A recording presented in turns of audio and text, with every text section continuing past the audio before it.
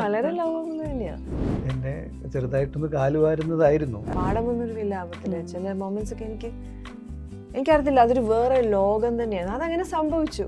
ഒരേ കടലിൽ ഇപ്പോൾ ശ്യാം സർ അല്ല, ഇപ്പോൾ വേറെ ഏതെങ്കിലും ഡയറക്ടറാണ്, പെട്ടെന്ന് ഫാസ്റ്റ് പലതൊന്നും ഇതൊന്നും നടന്നു എന്ന് വരില്ല. അങ്ങനെ അപ്പൊ വന്നു വിളി സത്യനന്ദിക്കാട്.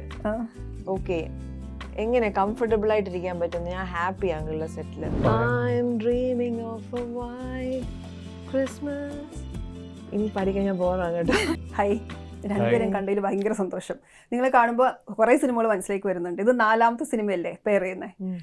മീരയ്ക്ക് എന്താ മാറ്റം അന്ന് അഭിനയിച്ചില്ല? കുറച്ചുകൂടി ഭംഗി വെച്ചിട്ടുണ്ട്, കുറച്ചുകൂടി ഹാപ്പി ആയിട്ടുണ്ട്, ശാന്തമായിട്ടുണ്ട്. ശാന്തമായ ഒരു നല്ല മാറ്റങ്ങളാണ്. പണ്ട് വയലന്റ് ആയിരുന്നോ? അങ്ങനെയല്ല, വയലന്റ് ആണെന്ന് പറഞ്ഞിട്ടില്ലല്ലോ. അങ്ങനെയല്ല, കുറച്ചുകൂടി പീസ്ഫുൾ ആയിട്ട് നമ്മൾ ഒരാളിൽ കാണുമ്പോൾ തോന്നില്ല, കാണുമ്പോൾ തന്നെ ആ ഒരു കാംനെസ്. തിരിച്ചോ? എനിക്ക് ഏകദേശം അങ്ങനെയൊക്കെ തന്നെയാ. സെയിമാ? നരേൻ എപ്പോഴും ഇങ്ങനെ തന്നെയായിരുന്നു. അങ്ങനെ അതേ ഇത് തന്നെ എനിക്ക് ഫീൽ ചെയ്യുന്നത്. നിങ്ങൾ ഒരുമിച്ച് നമ്മൾ കാണുമ്പോൾ നമുക്ക് തോന്നുന്നത് നിങ്ങൾ ഭയങ്കര കംഫർട്ടബിൾ ആണ്. അതിൻ്റെ ഒരു ഈസ് എപ്പോഴും നിങ്ങൾക്കിടയിൽ ഉണ്ടെന്ന് തോന്നും. പ്രത്യേകിച്ച് ഈ സിനിമയുടെ പ്രസ് മീറ്റിനും പ്രസ് കോൺഫറൻസിനൊക്കെ വന്ന വീഡിയോ കാണുമ്പോൾ അങ്ങനെയാണ് തോന്നുക. ഇപ്പം ക്വീൻ എലിസബത്ത് എന്ന് കേൾക്കുമ്പോൾ ഒരു പവർ ഉണ്ട് ആ പേരിന്. ആരാ എലിസബത്ത്? എന്താ എലിസബത്ത്? പറ. ക്വീൻ എലിസബത്ത് വളരെ ഇതാണ്. ക്വീൻ എലിസബത്ത് ശരിക്കും പേര് പറയുന്നത് പോലെ വളരെ പവർഫുൾ ആയിട്ടുള്ളൊരു സ്ത്രീയാണ്. സെൽഫ് ആയിട്ട് ഭയങ്കര എന്താ പറയുക, bold and strict in her work. ശരിക്കും ക്വീൻ എലിസബത്ത് എന്നുള്ള ടൈറ്റിൽ വളരെ റിലവൻ്റ് ആണ്. ക്വീൻ എലിസബത്ത് എങ്ങനെയായിരുന്നു വളരെ റെഫറൻസ്. അപ്പോൾ ഈ ക്യാരക്ടർ അതുപോലെയാണ്. വെരി കൂളല്ല, ഷീ ഈസ് വെരി സ്ട്രോങ്. അങ്ങനെ എളുപ്പമായിട്ട് ക്വീൻ എലിസബത്തിൻ്റെ അടുത്ത് പോയിട്ട് ആർക്കും എന്തൊന്നും പറയാൻ പറ്റില്ലെന്ന് വരില്ല. ഈസി ഗോയിങ് അല്ല, വളരെ ലൈഫിനെ വളരെ വേറെ രീതിയിൽ കാണുന്ന ഒരു ബോൾഡ് വുമൺ. അങ്ങനെ. അപ്പോൾ ആ ക്വീൻ എലിസബത്തിൻ്റെ അടുത്താണ് ഈ അലക്സ് എന്ന് പറഞ്ഞ ആള് പാവം പെട്ടുപോണത്. അലക്സ് എന്താ സംഭവം? ആളൊരു ചെറിയൊരു സ്ഥാപനം നടത്തുന്ന ഒരു സാധാരണക്കാരൻ. ക്വീനിനെ കണ്ടുള്ള ഭയങ്കര ആരാധനയും ഭംഗിയോടുകൂടി ആസ്വദിച്ച് ആഗ്രഹിച്ച് നിൽക്കുന്ന ഒരാളാണ്. നിഷ്കളങ്കനാണ്, നല്ലവനാണ്. കുറെ റിയൽ ലൈഫ് ക്യാരക്ടറായിട്ട് സാമ്യമുണ്ടോ? എന്നെക്കാട്ടിലും നിഷ്കളങ്കനാണ്. നിഷ്കളങ്കനൊന്നുമല്ല, ഐ എം കാം. പക്ഷെ അലക്സിന് അങ്ങനെ കുറച്ച് അങ്ങനെ ഒരു ഇത്തിരി ഹ്യൂമർ ട്രേറ്റ്സിന് വേണ്ട ക്വാളിറ്റീസ് ഒക്കെ ഉള്ള ഒരാളാണ്. അപ്പോൾ പാവത്താനാണ് ബേസിക്കലി. അതാണ്. അപ്പോൾ രണ്ട് ക്യാരക്ടേഴ്സും ഭയങ്കര നോർത്ത് ആൻഡ് സൗത്ത് പോലെ പോളപ്പാട്ടാണ്. ഓക്കെ. അപ്പൊ അതിന്റെ ഒരു ഫൺ ഉണ്ടാവുമല്ലോ അല്ലേ? നിങ്ങള് അങ്ങനെയുള്ളവർ അടുക്കുമ്പോൾ ഒരു ഫണ്ണൊക്കെ അല്ലേ? അത് സിനിമയിലുണ്ട്, കുറച്ച് നല്ല മുഹൂർത്തങ്ങളുണ്ട്. ഓക്കെ. അപ്പം മീര തന്നെ ഒരു ഇന്റർവ്യൂവിൽ പറഞ്ഞിരുന്നു, ഇനി ചെയ്യുമ്പോൾ ഒരു 100% തൃപ്തിയുള്ള സിനിമയായിരിക്കും ചെയ്യാന്ന്. അപ്പൊ ഇതിലേക്ക് ആകർഷിച്ചത് എന്താ? അത് തന്നെ. ഇതിന്റെ സബ്ജക്റ്റ് കേട്ടപ്പോൾ എനിക്ക് വളരെ തൃപ്തി തോന്നി. ഓക്കെ, ഇതായിരിക്കും ചെയ്യേണ്ടതെന്നുള്ളത്. അതിൻ്റെ കണ്ടന്റും പിന്നെ നരേൻ ഉണ്ട് അതിനകത്ത്. ഞങ്ങളുടെ ഒരു കോമ്പിനേഷൻ ഒരുപാട് നല്ല സിനിമകൾ ചെയ്തിട്ടുണ്ട്. സോ അത് തന്നെയാണ് ഇതിനെ ആകർഷിച്ചത്. 100%. പത്മകുമാർ സാറിൻ്റെ ഡയറക്ഷന് ആദ്യമായിട്ടല്ലേ ചെയ്യുന്നത്? പിന്നെ ഞങ്ങൾക്ക് നല്ല പ്രൊഡ്യൂസേഴ്സ്, രഞ്ജിത്ത് ആൻഡ് ശ്രീറാം, രണ്ട് നല്ല പ്രൊഡ്യൂസേഴ്സ്. ഞാൻ അല്ലാതെ കേട്ടത് മീരയുടെ ക്യാരക്ടറായിട്ട് നല്ല ബന്ധമുണ്ട് ഈ സിനിമയിൽ ക്യാരക്ടർ, അങ്ങനെയാണോ? അത് പാട്ടായോ? കുറേയൊക്കെ. യെസ്. ഇതിപ്പോൾ ഇതിനകത്ത് എന്നും വളരെ എന്താ പറയുക, എന്തോ പറയുന്നത്, എന്നും വെയ് ചെയ്ത് നോക്കും പുള്ളിക്കാരുടെ വെയിറ്റ്. ഞാനും ഒരു സമയത്ത് അങ്ങനെ നോക്കും, അങ്ങനെ ചെയ്യുമായിരുന്നു. എല്ലാ ദിവസവും രാവിലെ എഴുന്നേറ്റ് എൻ്റെ ബോഡി വെയിറ്റോ ചെയ്യുമായിരുന്നു. ഇപ്പം ഇല്ല കേട്ടോ, അതൊരു ഫേസ് ഉണ്ടായിരുന്നു. പിന്നെ വളരെ സ്ട്രിക്റ്റായിട്ട് ഇതായിട്ട് ഓരോ കാര്യങ്ങൾ ഫോളോ ചെയ്യുന്ന ഞാൻ അങ്ങനെയാണ് ഒരു രീതിയിൽ. വളരെ സ്ട്രിക്റ്റായിട്ട് ചില കാര്യങ്ങൾ ഡിസിപ്ലിൻഡ് ആയിട്ട് എൻ്റെതായ രീതിയിൽ ചെയ്യുന്ന ആളാണ്. അപ്പം അങ്ങനെ ഒരുപാട് സാമ്യമുണ്ട്. ഇപ്പൊ ഈ ബോഡി വെയിറ്റ് നോക്കുന്ന പറയുമ്പോൾ സിനിമയിൽ നിന്ന് മാറിയുന്ന സമയത്ത് മാറിയുന്നപ്പോ ഓക്കെ. അങ്ങനെ നോക്കിയാണ് ഇപ്പോൾ ഫിറ്റ് ആയിരിക്കാൻ തീരുമാനിച്ചത്? അത് അങ്ങനെ നോക്കിയത് ആ സമയത്ത്, പിന്നെ തോന്നി അതിന്റെ ആവശ്യമില്ലെന്ന്. ഒരു ടൈമില് ചുമ്മാ നമ്മൾ ഒരു ഓക്കെ എൻ്റെ ഇന്ന് ഒരു മാസം കൊണ്ട് എനിക്ക് ഇങ്ങനെ ആവണമെന്നൊക്കെ ഉള്ളൊരു ടൈം ഉണ്ടായിരുന്നു, ഒരു ഡെഡ് ലൈൻ ഒക്കെ കൊടുത്തിട്ട് നമ്മൾ ചെയ്യുമ്പോൾ. ബട്ട് അത് കുറേ നാൾ കണ്ടിന്യൂ ചെയ്തു. അത് എവിടെ പോകണേലും വെയിങ് മെഷീൻ ഉണ്ട്, രാവിലെ ഫസ്റ്റ് തിങ് വെയ് ചെയ്തു. ഇൻട്രസ്റ്റിംഗ്. അതിന്റെ ഒരു ഇൻസെക്യൂരിറ്റി ഒക്കെ ഉണ്ടായിരുന്നോ, അതോ വെറുതെ നോക്കില്ല? I used to have fun with that. ഓ ഇന്നലെ പുറത്ത് പോയി കഴിച്ചോണ്ട് അത് 1.5 കിലോ കൂടിയത്, അപ്പൊ ഇനി കുറച്ച് കൂടുതൽ എക്സസൈസ് ചെയ്യണം, അങ്ങനെയൊക്കെ ചുമ്മാ കഴിക്കണു. ചുമ്മാ അത് ഭയങ്കര ഫണ്ണായി തോന്നില്ലേ? ഞാനത് എൻജോയ് ചെയ്തു. അതെ അല്ലേ? അങ്ങനെ എന്തെങ്കിലും സ്വഭാവം ഉണ്ടോ? എനിക്കോ? എനിക്ക് അങ്ങനത്തെ ഈ പ്രശ്നങ്ങളൊന്നുമില്ല. ഭയങ്കര ഇത് ഭയങ്കര രസമുള്ള കാര്യമാണ് ആക്ച്വലി. ക്വീൻ എലിസബത്ത് എന്ന് പറഞ്ഞ ആ ടൈറ്റിൽ ക്യാരക്ടറിന്റെ 1-2 ചെറിയ ട്രേറ്റ്സ് മാത്രമേ ഇതുള്ളൂ. അതെ, ക്വീൻ എലിസബത്ത് എന്ന് പറഞ്ഞ ആ ക്യാരക്ടറിനെക്കാട്ടിലും മീര ഭയങ്കര ലവബിൾ ആണ് ആക്ച്വലി, അങ്ങനെ നോക്കുകയാണെങ്കിൽ. അതായത് വളരെ സ്ട്രിക്റ്റ് ആയിട്ടുള്ളൊരു ക്യാരക്ടറാണ്. പക്ഷെ ഇങ്ങനത്തെ ചെറിയ ചെറിയ സിമിലാരിറ്റീസ് ഉണ്ടെന്ന് പറഞ്ഞു. എനിക്ക് വളരെ ലവബിൾ തന്നെയാ. അതെ, അതന്നെ ഞാൻ പറഞ്ഞത്. ഓക്കെ. എൻ്റെ അടുത്ത് ചോദിച്ചത് നമ്മൾ പിന്നെ പടത്തിന് വേണ്ടി എന്തെങ്കിലുമൊക്കെ ചെയ്യുമ്പോൾ നമ്മൾ വെയിറ്റ് നോക്കും, കുറയ്ക്കും. അല്ലെങ്കിൽ ഒരു ഫിറ്റ്നസ് ഫ്രീക്ക് അങ്ങനെയൊന്നല്ല, നോർമലായിട്ട് മെയിൻറ്റെയിൻ ചെയ്യാന്ന് മാത്രമേ ഉള്ളൂ. ഞാൻ ഏറ്റവും കൂടുതൽ മുഖം മൂടി എന്ന് പറഞ്ഞ പടത്തിനാണ് കൂടുതൽ അത് ചെയ്തിരിക്കുന്നത്, 1.5 വർഷം ഭയങ്കരമായിട്ട്. പിന്നെ ഇത് നമ്മൾ ഈ പറയുന്ന പോലെ അതൊക്കെ പടത്തിൻ്റെ വിജയത്തിനനുസരിച്ചിരിക്കും ഓരോന്ന്. അപ്പം അത് ഇറ്റ് ഡിഡ്ന്റ് ക്ലിക്ക് വെൽ. അപ്പം അത് അതിനെക്കുറിച്ച് പലർക്കും അറിയില്ല. അപ്പം അങ്ങനെയാണ് അതിൻ്റെ കാര്യം. അല്ലെങ്കിൽ നമ്മൾ നോർമലായിട്ടൊരു രീതിയിൽ മെയിൻറ്റെയിൻ ചെയ്യുന്നു. ഒബ്വിയസ്ലി ഡയറ്റും ഇതൊക്കെ ഇറ്റ്സ് പാർട്ട് ഓഫ്, നമ്മൾ എന്ന് സിനിമയിൽ വരുന്നോ അന്നത് മനസ്സിൻ്റെ ഉള്ളിൽ ഉണ്ട്. പിന്നെ എത്രത്തോളം എന്നുള്ളത് നമ്മൾ ഓരോരുത്തരുടെ, ചിലവർ ബേസിക്കലി ഫിറ്റ്നസ് ഫ്രീക്ക് ആയിരിക്കാം. ഞാൻ അങ്ങനെ ഒരു ഇതല്ല, but definitely I do work out and maintain my own way. Okay. ഇപ്പം നിങ്ങൾ തമ്മിൽ അഭിനയിക്കുമ്പോഴേ ആ ഒരു കൊടുക്കൽ വാങ്ങലൊക്കെ എങ്ങനെയാണ്? തമ്മിൽ ഭയങ്കരമായിട്ട് ഇപ്പം മീര അഭിനയിക്കുമ്പം അതിൽ എക്സൈറ്റഡ് ആയി അങ്ങനെയുള്ള ഒരു സാധനങ്ങളൊക്കെ ഉണ്ടോ നിങ്ങൾ തമ്മിൽ? എങ്ങനെയത്? ഞാൻ അഭിനയിക്കുമ്പം എനിക്ക് തൃപ്തി വന്നാലും നമ്മുടെ ആൾക്ക് തൃപ്തി വരത്തില്ല. എന്നെ ഇങ്ങനെ എടോ താൻ ഒന്നുകൂടെ ഒന്ന് ചെയ്തൊന്ന് കറക്റ്റ് ചെയ്താലോ എന്ന് പറഞ്ഞിട്ട് ഞാൻ ഷോർട്ട് കൊടുത്തതിന് ശേഷം എൻ്റെ അടുത്ത് പറയും ഒന്നുകൂടെ ഇങ്ങനെ ചെയ്യാന് നരേന്. അതെല്ലേ? ഞാൻ നന്നാക്കി ചെയ്താലും പുള്ളിക്ക് അത് സാറ്റിസ്ഫൈഡ് അല്ല, പുള്ളിക്ക് പിന്നെ ഞാൻ നന്നായി ചെയ്യണം, പിന്നെ ബെറ്റർ ആക്കുക. സോ അങ്ങനെയൊക്കെ ചെയ്യും ഭയങ്കരമായിട്ട്. ഓക്കെ. ഞാൻ കേട്ടിട്ടുണ്ട് ഇപ്പം അച്ഛൻ്റെ അമ്മ ചെയ്യുമ്പോൾ കമ്പാരിറ്റീവ്ലി ജൂനിയർ ആണല്ലോ. അന്നത്തെ 2 വലിയ താരങ്ങളാണ് ഉർവശി ചേച്ചി, മീരയും. ഞാനിപ്പോഴും ജൂനിയറാണ്.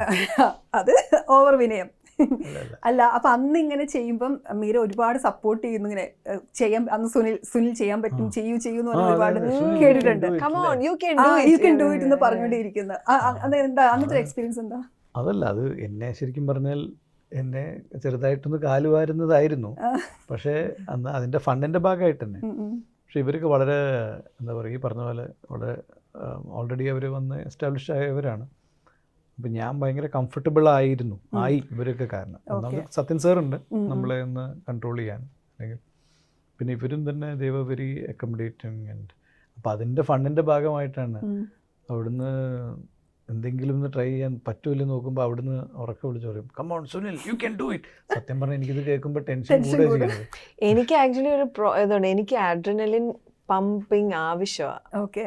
അത് എനിക്കതൊരു ഇതുണ്ട്, ആ റഷ് വേണം. ലൈക്ക് അപ്പൊ അതിനു വേണ്ടി ആക്ച്വലി നരേന് വേണ്ടി മാത്രമല്ല, അത് എനിക്ക് വേണ്ടിയും കൂടെ. എസ്പെഷ്യലി ഞാനും ഷോട്ടിലുള്ളപ്പോഴാണ് ചെയ്യുന്നത്.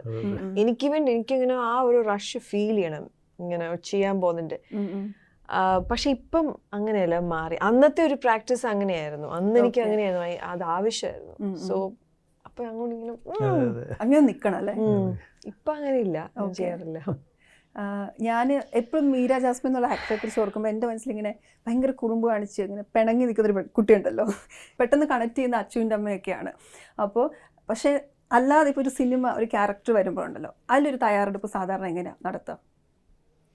അങ്ങനെ പ്രത്യേകിച്ച് ഡിപ്പെൻസ്, അത് എങ്ങനത്തെ റോളാണെന്നനുസരിച്ചിട്ട്. ഇപ്പം ഒരുപാട് ഫിസിക്കൽ ട്രാൻസ്ഫോർമേഷനൊക്കെ വരുന്ന റോളൊക്കെ ഞാൻ അങ്ങനെയൊക്കെ വരികയാണെങ്കിൽ ഡെഫിനറ്റ്ലി അത് ഫിസിക്കലി അത് മാറ്റാനൊക്കെ ഉള്ള ഒരു പ്രിപ്പറേഷൻ വരുമല്ലോ. അതല്ലാതെ മാനസികമായിട്ടുള്ള തയ്യാറെടുപ്പുകൾ വേറെയാണ്. ലൈക്ക് ഇപ്പോൾ ഒരു ക്യാരക്ടർ നമ്മളൊരു സബ്ജക്റ്റ് കേൾക്കുമ്പോൾ തന്നെ അതിൻ്റെ നമ്മളത് ചെയ്യുമോ ഇല്ലയോ എന്നുള്ളതല്ല. ഫസ്റ്റ് ടൈം നമ്മൾ ആ സബ്ജക്റ്റ് കേൾക്കുമ്പോൾ തന്നെ നമ്മുടെ ഉള്ളിൽ ചെറിയൊരു അത് കേൾക്കുമ്പോൾ ഒരു ചെറിയൊരു മാറ്റം സംഭവിക്കാം, നമ്മൾ അറിയാതെ തന്നെ. പിന്നെ ഒരു ഡിസിഷനിലോട്ട് വരും, ഓക്കെ ഞാനിത് ചെയ്യാൻ പോവാ, അപ്പോഴത്തേക്കും ഇത് എനിക്ക് ഒരു 50-60% നമ്മുടെ ഉള്ളിൽ അതായി. എന്നാലേ നമുക്കത് 50 to 60% ഈ പ്രോജക്റ്റ് ഞാൻ ചെയ്യാൻ പോവാ, ഈ ക്യാരക്ടർ ഞാൻ ചെയ്യാൻ പോവാ. അത് കഴിഞ്ഞ് ഷൂട്ടിൻ്റെ സമയമാകുമ്പോഴത്തേക്കും ആ 60% എന്നുള്ളത് 80% ആയിട്ട് മാറും, 80-85. ഷൂട്ട് സ്റ്റാർട്ട് ചെയ്ത് 1 or 2 days കഴിയുമ്പോഴത്തേക്കും ദാറ്റ് ബിക്കംസ് 100%. ആ ഒരു ഒരു സ്റ്റെപ്പ് ബൈ സ്റ്റെപ്പ് നമ്മൾ അറിയാതെ തന്നെ നടക്കുന്ന മാറ്റം. കോൺഷ്യസ് എഫേർട്ട് അങ്ങനെ അധികമില്ല. പക്ഷേ ചിലപ്പം ഫോർ ഇൻസ്റ്റൻസ് ഞാനൊരു തെലുങ്ക് മൂവി ചെയ്തിരുന്നു. അപ്പോൾ അതിൻ്റെ മൂഡ് കിട്ടാൻ വേണ്ടിയിട്ട്, ആ ക്യാരക്ടറിൻ്റെ മൂഡ് കിട്ടാൻ വേണ്ടി ഞാനൊരു രാഗം എന്താണെന്നും ചോദിക്കരുത്, ഒരു പാട്ട് ഞാൻ കേട്ടോണ്ടിരുന്നു. റെയിൻ കോട്ട് എന്ന് പറയുന്നത്, റെയിൻ കോട്ട് എന്ന് പറഞ്ഞാൽ ഐശ്വര്യ റായ് അഭിനയിച്ച, അതെ, അതിനകത്തൊരു ഒരു പാട്ടുണ്ട്. ഇതെനിക്ക് ഈ പാട്ടിക്ക് രാവിലെ എഴുന്നേറ്റ് മേക്കപ്പ് ഇടാൻ നേരത്ത് ഇത് ഞാൻ കേട്ടോണ്ടിരിക്കും. എനിക്ക് എന്നിട്ട് എൻ്റെ ക്യാരക്ടർ എന്നെ മനസ്സിൽ വരുന്നത് ഈ പ്ലേ ചെയ്യുന്നത്. അപ്പം എന്നിട്ട് ഷൂട്ട് കഴിയുന്നിടം വരെ ബ്രേക്കിലെല്ലാം ഈ പാട്ട് ഞാൻ കേട്ടോണ്ടിരിക്കും. ഇതും എനിക്കത് ആ ഡയറക്ടറൊന്നും പറഞ്ഞു തന്നിട്ടില്ല. എൻ്റെ വിചാരം ഈ പാട്ട് കേട്ട് കഴിഞ്ഞാൽ, ഈ രാഗം എന്തോ വാട്ട് എവർ ഇറ്റ് ഈസ്, ഇത് കേട്ട് കഴിഞ്ഞാൽ ക്യാരക്ടർ ആവും. അതെ, അതിലോട്ടൊരു എന്നെ ഭയങ്കരമായിട്ട് ഇൻഫ്ലുവൻസ് ചെയ്തു. അതായത് ഇപ്പൊ ഞാൻ റീസെന്റ് ചെയ്തൊരു തെലുഗു പാടം അല്ലേ. സോ അങ്ങനെയൊക്കെ സംഭവിക്കാം. പണ്ടും അങ്ങനെ തന്നെയായിരുന്നോ? പണ്ടും ഇങ്ങനെയൊക്കെ അതായത് സംഭവിച്ചിട്ടുണ്ട്. അതെ, ചില പാട്ടുകൾ ചില ഒരു മൂഡിലിരിക്കും, അങ്ങനെയൊക്കെ. ചിലപ്പോ ഇല്ല, ചിലപ്പോ. ഇപ്പോൾ ഒരു ക്യാരക്ടർ കിട്ടുമ്പം മീരയുടേതായ ഒരു ട്രാവൽ അതിലുണ്ടാക്കുമല്ലേ? കാരണം അതെങ്ങനെയായിരിക്കും, അതിൻ്റെ ഒരു അപ്പിയറൻസ് എങ്ങനെ വേണം, അതിൻ്റെ ഒരു വിചാരങ്ങൾ എങ്ങനെയാണ്, അതൊക്കെ അപ്പം തന്നെ ആലോചിക്കും അല്ലേ ചെയ്യാൻ തീരുമാനിച്ച. ഡയറക്ടർ പറയുന്നതിന് മുമ്പ് അങ്ങനെ ഒരു ഐഡിയ നമ്മുടെ മനസ്സിലൊരു ചെറിയൊരു ധാരണയുണ്ട്. പിന്നെ ഡയറക്ടർ മനസ്സിൽ എന്താന്നുള്ളത്, അപ്പം രണ്ടിനെയും കൂടെ നമ്മളൊന്ന് കമ്പൈൻ ചെയ്ത് അതിൻ്റെ ഒരു ബെറ്റർ വേർഷൻ ആയിട്ട് മാറും. ഓക്കെ, ഫൈനലി ഏതാണ് നല്ലതെന്നുള്ള രീതിയിൽ. പിന്നെ നമ്മുടെ ശരീരം, നമ്മുടെ എക്സ്പ്രഷൻ, നമ്മുടെ ആ ഇതിലോട്ട് വരുമ്പോഴത്തേക്കും അതിന് വേറൊരു രൂപം വരും. ബോഡി ലാംഗ്വേജും പിന്നെ ഒരുപാട് ഘടകങ്ങളുണ്ട്. നമ്മൾ ഷൂട്ട് ചെയ്യുന്ന സ്ഥലം, കാലാവസ്ഥ, അങ്ങനെ നമ്മൾ തന്നെ അറിയാതാണ് ആക്ച്വലി ഇതിന്റെ ട്രാൻസ്ഫോർമേഷൻ നടക്കുന്നത്, കഥാപാത്രമായി മാറുന്നത്. അങ്ങനെയല്ലേ? അങ്ങനെയൊക്കെ തന്നെ.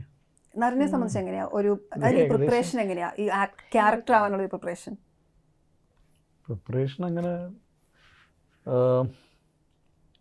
ഡയറക്ടറും അല്ലെങ്കിൽ റൈറ്റർ ഡീറ്റെയിൽഡ് ആയിട്ട് അതിൻ്റെ ക്യാരക്ടറൈസേഷൻ പറയുമ്പോൾ നമുക്കുണ്ടാവുന്ന ഡൗട്ടുകളൊക്കെ, ഒന്നാമത് കഥ കേൾക്കുമ്പോൾ നമുക്കത് റിലേറ്റ് ചെയ്യാൻ പറ്റുമോ ഇല്ലേ എന്നുള്ളത് ആദ്യം നമുക്ക് അറിയാൻ പറ്റും.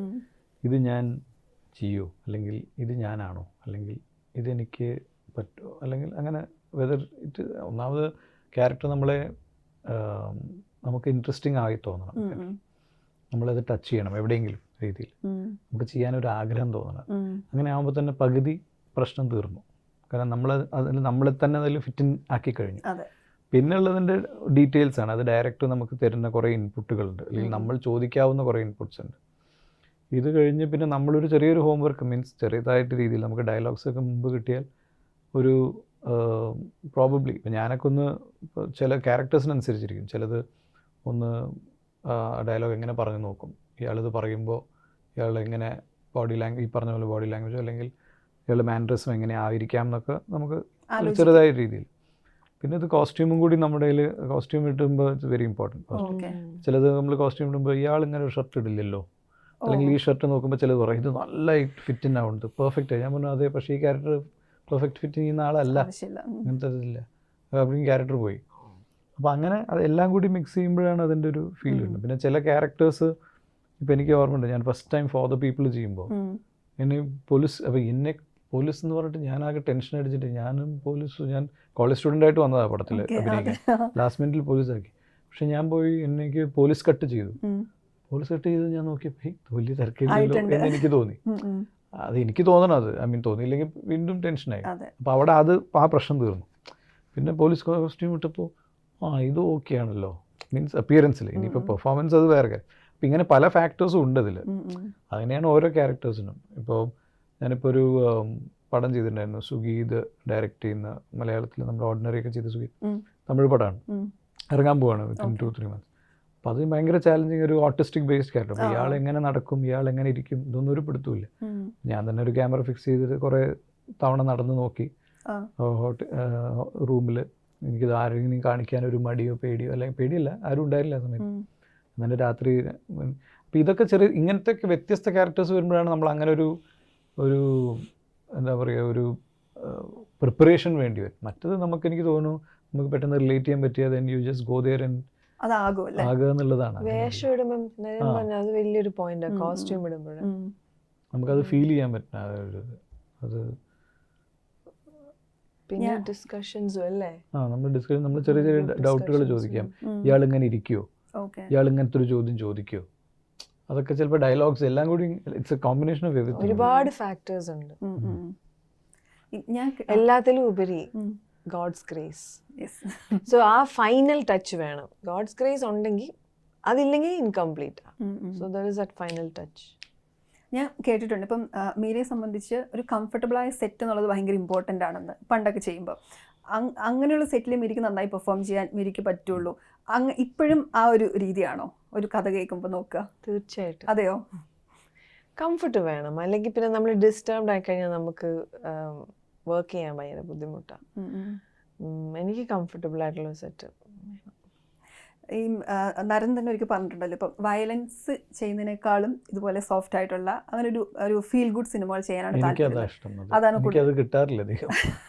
അപ്പം ഈ സിനിമയിലേക്ക് വരുമ്പം ഭയങ്കര സന്തോഷമായി കഥ കേട്ടപ്പോൾ. ഇത് വന്നത് വളരെ, പിന്നെ വന്ന ഉടനെ തന്നെ മീരയാണ് ഇത് ചെയ്യുന്നത് പറഞ്ഞപ്പോൾ ആണ് അതിൻ്റെ ഏറ്റവും ഹൈലൈറ്റ് ആയിട്ട് എനിക്ക് തോന്നിയത്. ഓക്കെ, സന്തോഷം തോന്നിയത്. സബ്ജക്റ്റ് ഇഷ്ടമുള്ളൊരു സബ്ജക്റ്റ് വന്നു, പപ്പേട്ടൻ അത് ഡയറക്റ്റ് ചെയ്യുന്നു. പിന്നെ മീര ആണ് പേരെന്ന് പറഞ്ഞപ്പോൾ പെട്ടെന്ന് ആ ഒരു പക്ഷേ അച്ചുവിൻ്റെ അമ്മയൊക്കെ തന്ന ഒരു ഫീലുമായി ബന്ധപ്പെട്ടിട്ടുള്ളൊരു ഇമോഷൻസൊക്കെ ലൂടെ ട്രാവൽ ചെയ്യുന്ന ക്യാരക്ടേഴ്സാണിത്.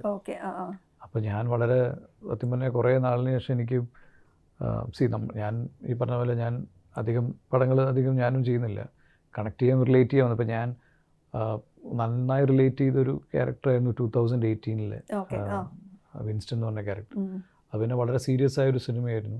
അല്ല, ഞാൻ വളരെയധികം എൻജോയ് ചെയ്തു. ഭയങ്കര ബുദ്ധിമുട്ടുള്ള വർക്കായിരുന്നു, പക്ഷേ മനോഹരമായിട്ടാണ് എല്ലാവരും അത് ജൂഡിൻ്റെ അത്രയും ക്ലാരിറ്റി ഉള്ളതുകൊണ്ടാണ് അതാണ് it's all to do with ഡയറക്ടറിങ്.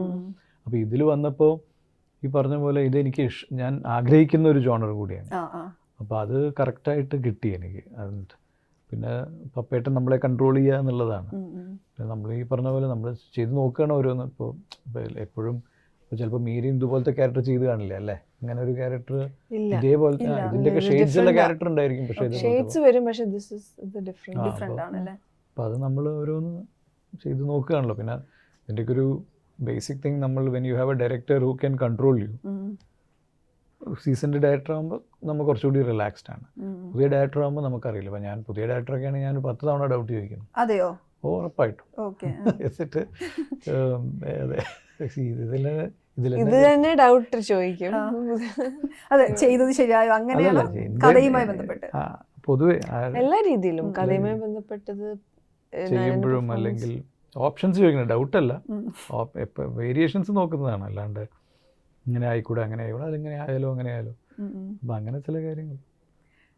ഇപ്പം മീരൻ്റെ മുമ്പിൽ എനിക്ക് ഒരുപാട് കഥാപാത്രങ്ങൾ ഇങ്ങനെ മനസ്സിലൂടെ പോകും. അത്രയും നല്ല രസമുള്ള കഥാപാത്രങ്ങൾ ചെയ്തിട്ടുണ്ടല്ലോ. മീരയെക്കുറിച്ച് തന്നെ ഒരു തമിഴ് ഡയറക്ടർ, അതെനിക്ക് ഓർമ്മയില്ല, അദ്ദേഹം പറഞ്ഞത് നടിപ്പ് പെയ്യുന്നാണ്. അപ്പോൾ ഈ ആക്ഷൻ പറഞ്ഞാൽ അങ്ങനെ മാറുന്നൊരു മാജിക്കൽ മൊമെൻ്റ് ആണോ? ഒരു ട്രാൻസ്ഫോർമേഷൻ, ഒരു മാറ്റം വരും. അതാണ് ഒന്നും നമുക്ക് പറയാൻ പറ്റത്തില്ല അതെന്താന്നുള്ള. അവിടെയാണ് ഞാൻ പറഞ്ഞ ദൈവാനുഗ്രഹം. അതൊരു ഭയങ്കര ഒരു സംഭവം. നമ്മൾ ഇപ്പോൾ ഞാൻ ആ ഷോട്ടിൽ പോയി ഇങ്ങനെയാണ് പെർഫോം ചെയ്യാൻ പോകുന്നത് എന്നുള്ളൊരു ബേസിക് ഒരു ഐഡിയ മാത്രമേ ഉള്ളൂ. അല്ല ഇതിൻ്റെ ഫൈനലി ഇത് എങ്ങനെ വരും നമുക്കൊരു ഐഡിയ ഇല്ല. ഐ മീൻ ഫൈനലായിട്ട് ഇതെങ്ങനെ വരുമെന്ന് ഒരു ഇതുമില്ല. പക്ഷെ അവിടെ പോയി അത് വരുന്നത് ചിലപ്പോൾ നമ്മളെങ്ങനെയാ, എന്താ പറയുക, കുട്ടികളെങ്ങനെ ജനിക്കുമ്പം എനിക്കറിയില്ല അതെങ്ങനെ പറയേണ്ടതെന്ന്. ചില കാര്യങ്ങൾക്ക് മെഡിക്കൽ സയൻസിന്, മോഡേൺ സയൻസിന് എക്സ്പ്ലെയിൻ ചെയ്യാൻ പറ്റത്തില്ല എന്നൊക്കെ പറയില്ലേ, അത് ദൈവത്തിൻ്റെ കയ്യിലാണെന്നുള്ളത്. So I believe in that. And അതാണ് സത്യം. ലൈക്ക് അത് പെട്ടെന്ന് എന്തൊക്കെയോ സംഭവിക്കും അവിടെ, നമ്മുടെ കയ്യിലൊന്നും ഇല്ലാത്ത കാര്യങ്ങൾ. വേറെ രീതിയിൽ ലക്കെന്നും പറയാം. അത് ലക്കിൻ്റെ രൂപത്തിലാണ് വരിക. അപ്പം അങ്ങനെയും വരാം. അങ്ങനെ ചെയ്തതിലേ സ്വയം അത്ഭുതപ്പെട്ടൊരു ക്യാരക്ടർ ഉണ്ടോ? കുറച്ച് സിനിമകളുണ്ട് ആക്ച്വലി. എനിക്ക് കസ്തൂരിമാനിലൊക്കെ ക്ലൈമാക്സ് ഒക്കെ അങ്ങനെ വന്നത് ഇനിയും അന്ന് അങ്ങനെ വന്നു. ഇനിയിപ്പോൾ അതേപോലെ തന്നെ ചെയ്താൽ നമുക്കത് വരത്തില്ല. പിന്നെ അങ്ങനെ കുറച്ചുണ്ട് ചില സിനിമകളൊക്കെ പാടമൊന്നും ഒരു വലിയ ആപത്തില്ല. ചില മൊമെന്റ്സ് ഒക്കെ എനിക്കറിയത്തില്ല, അതൊരു വേറെ ലോകം തന്നെയാണ്. അതങ്ങനെ സംഭവിച്ചു. അതൊരു പരിചയമില്ലാത്ത ലോകം കൂടിയായിരുന്നു. അതെ അതെ അതെ. പക്ഷെ അതെങ്ങനെ അങ്ങനെ ഫിറ്റ് ഇൻ ചെയ്തു എനിക്കറിയില്ല. അതാണ് നമ്മളെങ്ങനെ വന്ന് അഭിനയിച്ച് ഇതിനൊന്നും നമുക്ക് പറയാൻ പറ്റത്തില്ല വാക്കുകൾ കൊണ്ടൊന്നും. അതങ്ങനെ അങ്ങ് സംഭവിച്ചു. ദൈവത്തോടൊപ്പം നന്ദി പറഞ്ഞിരിക്കുക. ഇനി ഇതേപോലെ സംഭവിക്കുമെന്ന് ഒരു ഉറപ്പും ഇല്ല അടുത്തത്. അതെ.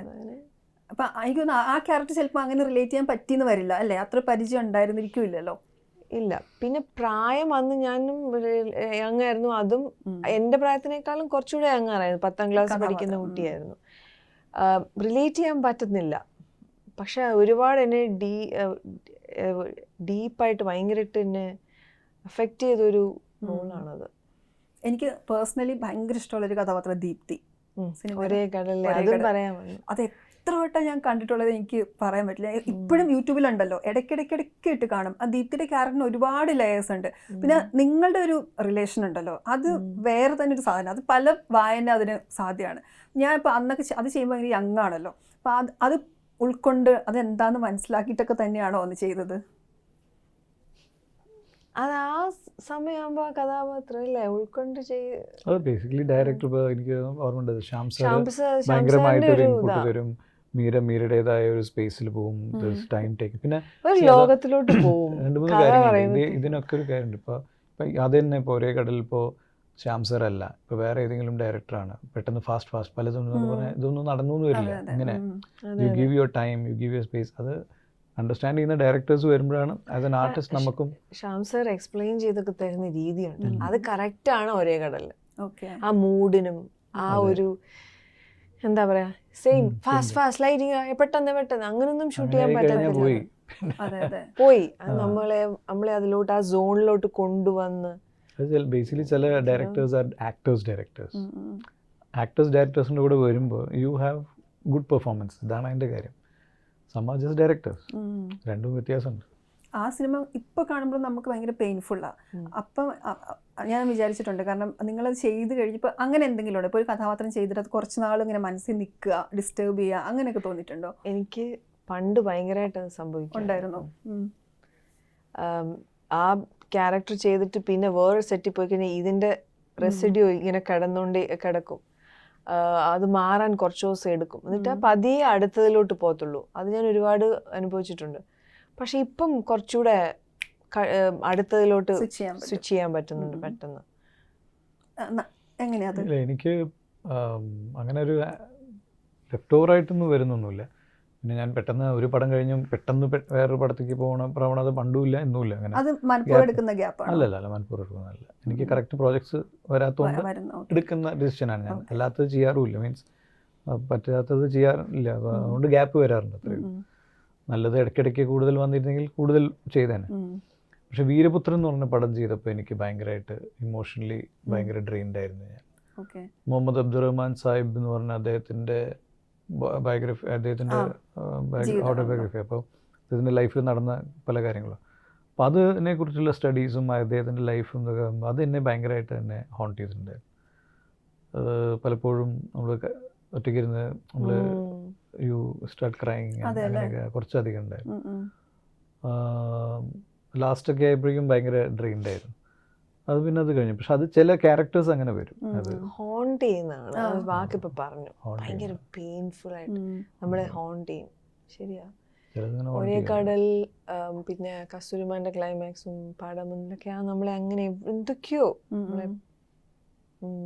നമുക്കിപ്പോൾ നമ്മൾ പ്രേക്ഷകർ സിനിമ കാണുമ്പം ഫുള്ളൊരു സിനിമയായിട്ടാണല്ലോ കാണുക. അപ്പോൾ കംപ്ലീറ്റ് ആ ഇമോഷനിലൂടെ നമ്മൾ കടന്നു പോവുക. പക്ഷെ നിങ്ങൾ അഭിനയിക്കുമ്പം പല സീൻ പല ടൈമിലായിരിക്കും. അതൊക്കെ കഴിഞ്ഞ് എത്രയോ നാൾ കഴിഞ്ഞാണ് റിലീസ് ചെയ്യുക. അപ്പോൾ റിലീസ് ചെയ്തൊരു സിനിമ കാണുമ്പോൾ ഉണ്ടാകുന്നൊരു അനുഭവം എങ്ങനെയാണ്?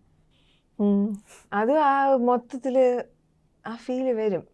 നമ്മൾ ശരിക്കും ഇഷ്ടപ്പെട്ട് ചെയ്ത സിനിമയാണ്, അത് റിലീസായി നമ്മൾ അന്ന് അനുഭവിച്ച അത് നമുക്ക് ഫീൽ ചെയ്യാൻ പറ്റും അല്ലേ? പിന്നെ നമുക്കത് ചെയ്യുമ്പോൾ തന്നെ അറിയാം ഇത് നല്ല ഫീലായിട്ട് ചെയ്ത് കഴിഞ്ഞ കാര്യം നമ്മൾ ഡബ് ചെയ്യുമ്പോൾ തന്നെ നമുക്ക് അറിയാം ഏകദേശം എന്താണ് ആ ഫീൽ. അത് it will be there forever എപ്പോഴും അല്ലേ. സിനിമ ഇറങ്ങിയാലും അത് ഇതന്നെ നേരെ ഓപ്പോസിറ്റ്. നമ്മൾ ചിലപ്പോൾ ചെയ്യുമ്പോൾ പല ഫാക്ടേഴ്സ് കാരണം നമുക്കത് കണക്ട് ചെയ്യല്ല, നമുക്കത് കംഫർട്ടബിൾ അല്ലാത്തൊരു ഇത് ചെയ്യുമ്പോൾ നമ്മളത് അതിനനുസരിച്ച് ഡിറ്റാച്ച്ഡ് ആവുകയാണ് നമുക്ക് നല്ലത്. പോകാനും മാത്രമല്ല വെറുതെ ഇമോഷണലി ഡ്രെയിൻഡ് ആവേണ്ട കാര്യമില്ല. അപ്പം അത് നമുക്ക് പടം ചെയ്യുമ്പോൾ തന്നെ അറിയാൻ പറ്റുമോ. ഇപ്പം നാരായൺ ഫോട്ടോഗ്രാഫി പഠിച്ച ആളാണല്ലോ, ഞാൻ കേട്ടിട്ടുണ്ട് ഇപ്പം വേണുസാറിൻ്റെ വർക്കിംഗ് ലൊക്കേഷനിൽ സ്റ്റിൽ കണ്ടിട്ട് അത് മനസ്സിൽ കയറിയിട്ടാണ് അത് പഠിക്കാൻ പോയെന്ന്. പിന്നെ അത് കംപ്ലീറ്റ് വിട്ടോ? അല്ല, വിടുന്നില്ല. ഞാൻ ചെറുപ്പം മുതലേ ആഗ്രഹം അഭിനയമായിരുന്നു. അപ്പോൾ ഞാൻ ഛായാഗ്രഹണം പഠിച്ചു. രാജീവ് വേണുസാറിൻ്റെ അടുത്ത് അസിസ്റ്റൻ്റായിട്ട് ഞാൻ നോക്കി. പക്ഷേ കുറേ അസിസ്റ്റൻസ് ഉണ്ടായിരുന്നു. പിന്നെ ഫോർച്ചുനേറ്റായിട്ട് എനിക്ക് രാജീവ് മേനൻ സാറിൻ്റെ അസിസ്റ്റൻ്റായിട്ട് ജോയിൻ ചെയ്തു. പിന്നെ അദ്ദേഹത്തിന് റിസൈൻ ചെയ്തിട്ടാണ് ഞാൻ ആക്ടിങ്ങിലേക്ക് വന്നത്. അപ്പോൾ അത് ഏതെങ്കിലും ഒന്നേ ചെയ്യാൻ പറ്റൂ. ആക്ടർ കം ഡയറക്ടർ ആവാൻ പറ്റും, പക്ഷേ actor cum cinematographer something totally. അപ്പോൾ അത് പിന്നെ മാത്രമല്ല ഞാൻ I'm doing something that I love.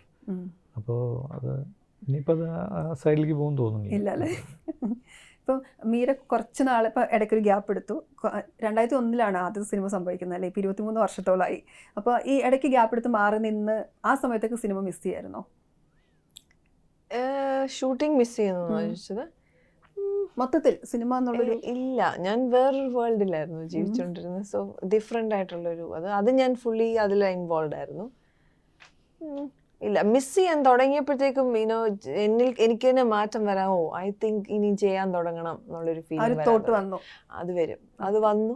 അപ്പൊ വന്നു വിളി സത്യനന്ദിക്കാട്. ഓക്കെ, എങ്ങനെ കംഫർട്ടബിൾ ആയിട്ടിരിക്കാൻ പറ്റുന്നു, ഞാൻ ഹാപ്പി ആംഗിളിലെ സെറ്റില്. So okay, I was so happy. Okay, അങ്ങനെയാണ് അത് വന്നത്. അവിടെയാണ് തോന്നുന്നു കൂടുതൽ സിനിമ ചെയ്തല്ലേ. 5 സിനിമയോളം ചെയ്തില്ലേ? അതെ. അത് ആ സെറ്റിന്റെ ഒരു സ്പെഷ്യാലിറ്റി എന്താ? ഹാപ്പിനെസ്, സന്തോഷം, സമാധാനം, പിന്നെ ഫൺ. ഇതാണ് കുടുംബം, ഞങ്ങൾ ഫാമിലിയാ. ഇനി അങ്കിളോട് ഇനി എന്നെ പുറത്തിറക്കാനൊന്നും പറ്റത്തില്ല. അന്ന് മീര വരുമ്പോ അവര് വെൽക്കം ഒന്ന് കൂടെ ഒരുമിച്ച് ഒരു പടം ചെയ്യണല്ലേ. അതെ അതെ, ഇനി അങ്കിളിനോട് പറയണം അങ്ങനല്ലേ. പറയണം. അന്ന് തിരിച്ചു വന്നപ്പോ നിങ്ങളുടെ ഒരു വെൽക്കം ചെയ്യുന്നൊരു വീഡിയോ കണ്ടു. അപ്പൊ തന്നെ മനസ്സിലാവും തിരിച്ച് വീട്ടിലേക്ക് വരുന്ന ഒരു സാധനം ഉണ്ടല്ലോ, അതായിരുന്നു. അച്ഛൻ്റെ അമ്മയിൽ എന്ത് ബുദ്ധിമുട്ടിന്ന് അറിയാം അങ്കിൾ എന്നെ വേറെ എന്റെ പാക്കപ്പ് പറയാന്. ഞാനങ്ങ് ഭയങ്കര അവിടുത്തെ ഒരു കുട്ടി, അന്ന് ഏജും അങ്ങനെയായിരുന്നു. അങ്ങ് എൻജോയ് ചെയ്ത് ആടി പാടി ഞങ്ങൾ എല്ലാവരുടെ Sunil you can do it എന്നൊക്കെ പറഞ്ഞ് ഞങ്ങൾ എല്ലാവരും ഒരു കുടുംബമായിട്ട് കഴിഞ്ഞിട്ട് എന്നെ അവരെല്ലാവരും പാമ്പർ ചെയ്ത് എല്ലാവരും ഉണ്ടല്ലോ. ആ ഒരു ഇത് കഴിഞ്ഞ് പാക്കപ്പ് ആന്ന് എനിക്ക് 2 ദിവസം കഴിഞ്ഞ് കഴിഞ്ഞാൽ പാക്കപ്പ് ആവുക. അത് ഒരാഴ്ച മുതലേ തുടങ്ങി. അങ്കിളെ ഇനി ഒരാഴ്ചയും കൂടെ ഉള്ളൂ, അങ്കിളെ ഇനി 5 ദിവസമേ ഉള്ളൂ, അങ്കിളെ ഇനി 4, ഇനി 3 ദിവസമേ ഉള്ളൂ. അപ്പൊ അങ്കിള് മനസ്സിലായി ഇതിന്റെ പോക്ക് കണ്ടിട്ടത് ഭയങ്കര. അപ്പൊ പാക്കപ്പ് ആകുന്നൊരു ഷോട്ട്, പാക്കപ്പ് ഡേയിൽ എടുത്ത ഷോട്ട് എന്റെ എന്തോ ഇങ്ങനെ സൈക്കിളിൽ എന്തോ തോന്നുന്നു, ഇങ്ങനെ എന്തോ ഉമ്മ കൊടുക്കുന്നു, അങ്ങനെ എന്തോ ഒരു ചെറിയ കുട്ടി ആ ഒരു ഷോട്ട് എന്തോ എടുത്തത്.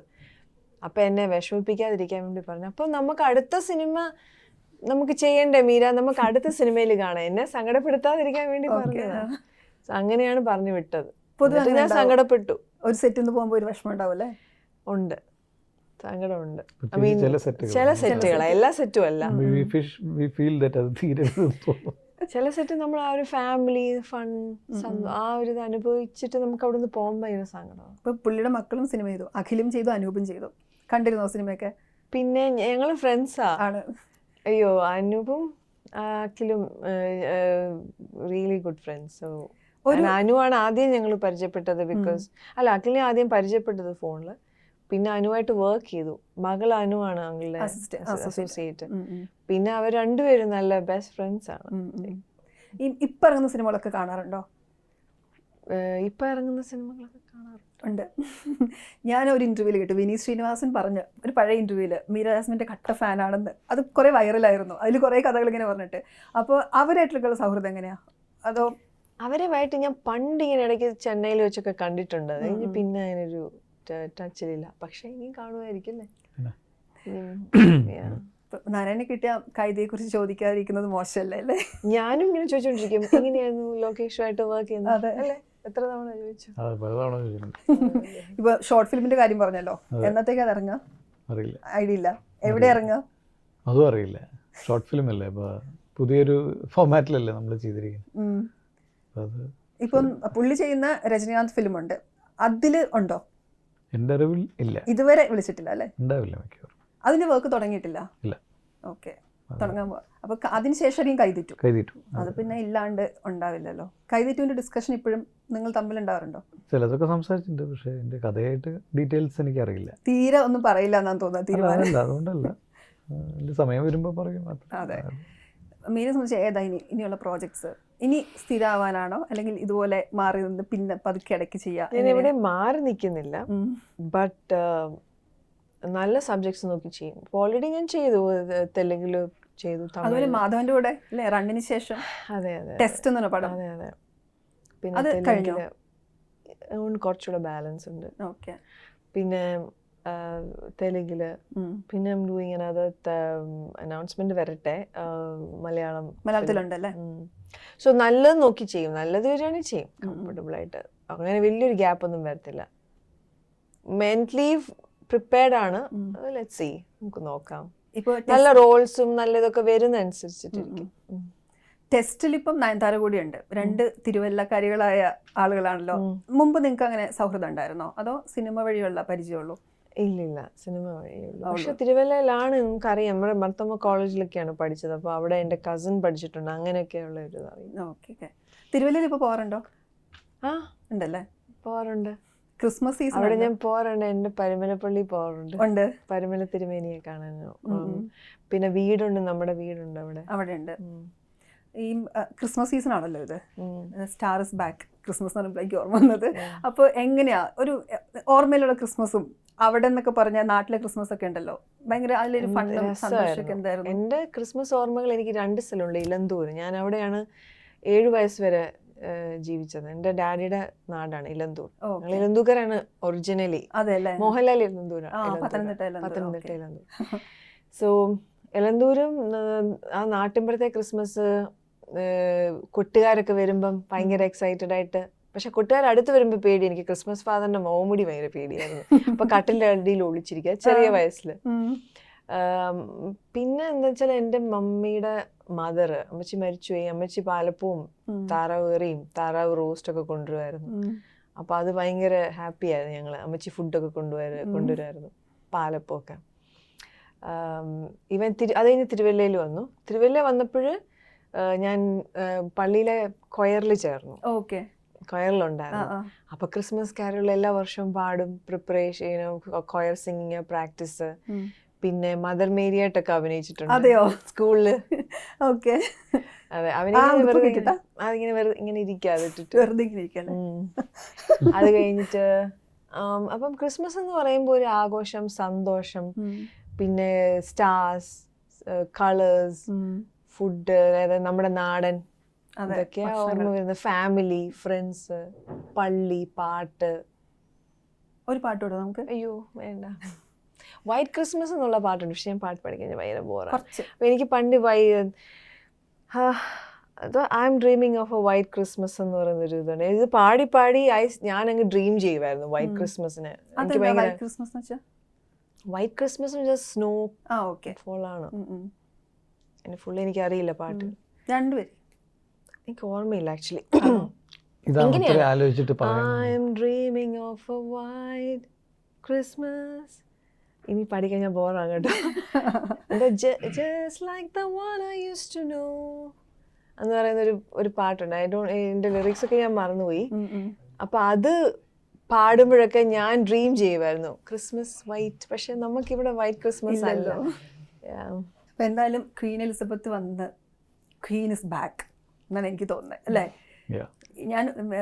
എനിക്ക് മീര കണ്ടൊരു എക്സൈറ്റ്മെൻറ്റാണ്. കാരണം എനിക്ക് ഭയങ്കര ഇഷ്ടമാണ് മീരയുടെ കഥാപാത്രങ്ങൾ. കുറേ സിനിമകളുണ്ട്, അതാണ് ഇങ്ങനെ ഓരോന്നിങ്ങനെ മനസ്സിൽ വരുമ്പോൾ ചോദിച്ചുകൊണ്ടിരിക്കുന്നത്. അപ്പോൾ സിനിമ ഭയങ്കര ഹിറ്റാവട്ടെ. ഇനിയും സ്ക്രീനിൽ കാണാൻ ആഗ്രഹമുണ്ട്, ഇനിയും സിനിമകൾ ചെയ്യണം. അതുപോലെ തമിഴിൽ മാത്രം ചെയ്താൽ പോരാ, മലയാളത്തിലേക്ക് ഇടയ്ക്കിടെ ചെയ്യണം. മലയാളത്തിൽ ഇടയ്ക്കിടയ്ക്ക് ചെയ്യുന്നുണ്ട് തീർച്ചയായിട്ടും. ഓക്കെ.